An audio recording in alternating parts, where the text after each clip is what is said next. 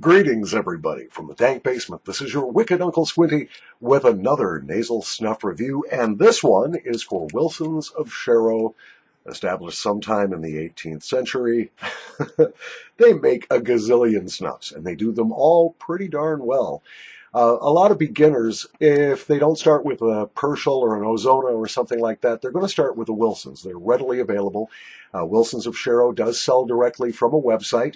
I happen to get this tin at MrSnuff.com. This is the 10 milligram tin, a 10 gram tin, excuse me.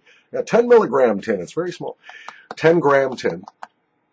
And this stuff is, if this is not a new tin, I opened this back around Christmas time. So let's see how well it held up in the tin, just sort of sitting on a table. Hey, the peppermint is still definitely there. This is a very generic, but very good peppermint snuff. I cannot speak about the color because I don't have a pair of eyes here to look at it for us.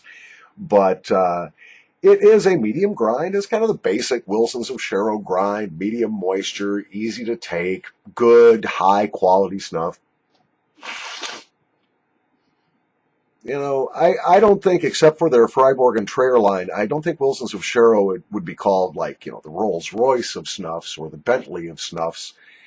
But it's right up there. You know, it's a Vauxhall or something. Or a Cooper.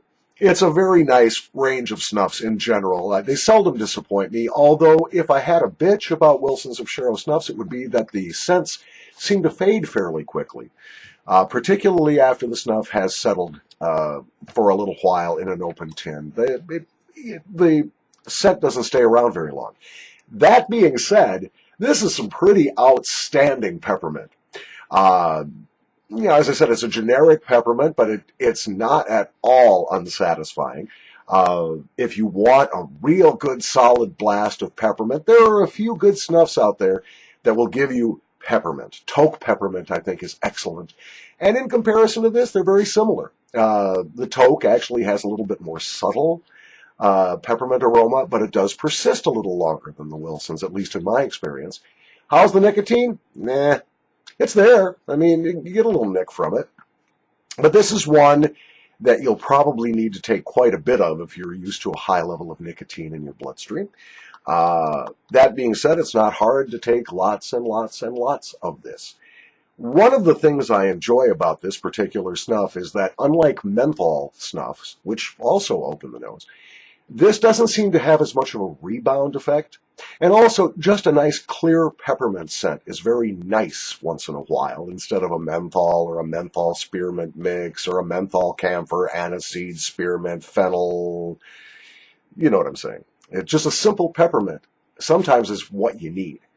And there are a couple of good peppermints, as I said, but if you're looking for one easy to find, you can get a small tin of it, get the 10 gram tin, give it a shot, get the 5 gram tin. Harder than hell to open without spilling all over yourself if you get the 5 gram. But get yourself a small tin of this, and wilsonsofsharrow.com and also MrSnuff.com will sell this to you, I'm sure. From the dank, I usually give these a rating on the Squinty scale, where 1 is horrible and 5 is really, really good. This one gets a 4. It's a B. You know, it doesn't get an A, but it gets a B. This is a good, consistent, nice peppermint snuff to have on hand. But it doesn't get the highest marks. I'm always looking for Nirvana. Haven't found it quite yet in the peppermints, and certainly not with this one. But if you're looking for a good peppermint snuff, hey, why not? From the dank basement, this is your wicked Uncle Squinty. Thanks for watching. I hope I shut the damn thing off. Put on the headphones and find out. The talking computer. Oh, it wasn't stopped. Good.